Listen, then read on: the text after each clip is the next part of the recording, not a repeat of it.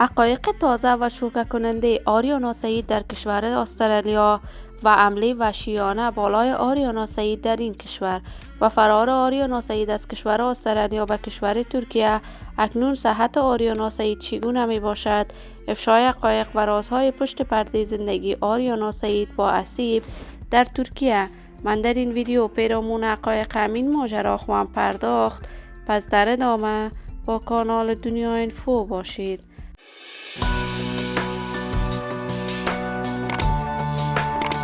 سلام و سلامتی ایام به کامتان باد. شما را خوش آمدید میگم به یکی دیگر از ویدیوهای جذاب کانال دنیا اینفو.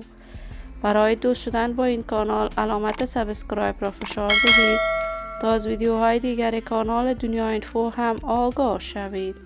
آریانا سعید، هنرمند خوش صدای افغان که با صدای سریله و صدای کاملا خاص و تنهایش در میان هنرمندان افغانستان و تمام مردم افغانستان شهرت و محبوبیت هنری خاص خودش را دارد.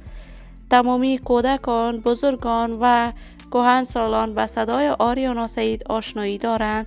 آریانا بیشتر اوقات دوست داشته آهنگ‌های میهنی بسراید. صدای آریانا سعید در میان جوانان افغانستان شهرت و محبوبیت خودش را داشته است و بیشتر اوقات آهنگ‌های عاشقانه آریانا سعید ماندگار می باشد. آریانا هنرمندی است که مثلا کنسرت‌های برای دوستداران و طرفداران صدایش به هر نقطه‌ای از جهان برگزار می‌کند. وی چند قبل کنسرت بزرگی را در کشور استرالیا برگزار کرد که این کنسرت آریانا سعید مورد نقد شدید از طرف مردم و حمایتگران افغانش قرار گرفت و خاطر پوشیدن لباسهای کاملا برهنه‌اش. ولی آریانا سعید تاکنون جوابی برای دوستداران و طرفداران صدایش ابراز نکرده است. آریانا سعید در کشور استرالیا مورد سوء قصد جانی قرار می‌گیرد و به همین خاطر به طور عاجل دوباره به کشور ترکیه برمیگردد. ولی صحت آریانا سعید کاملا خوب می باشد و وی به زندگی عادی‌اش در کشور ترکیه ادامه داده است.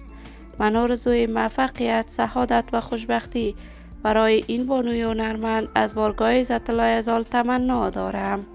عزیزان و همراهان خوبم، شما هم نظریات نیکتان را در بخش کامنت با من شریک بسازید. اگر تا هنوز عضو کانال دنیا اینفو نشدید، پس برای عضویت با این کانال علامت سابسکرایب را فشار دهید.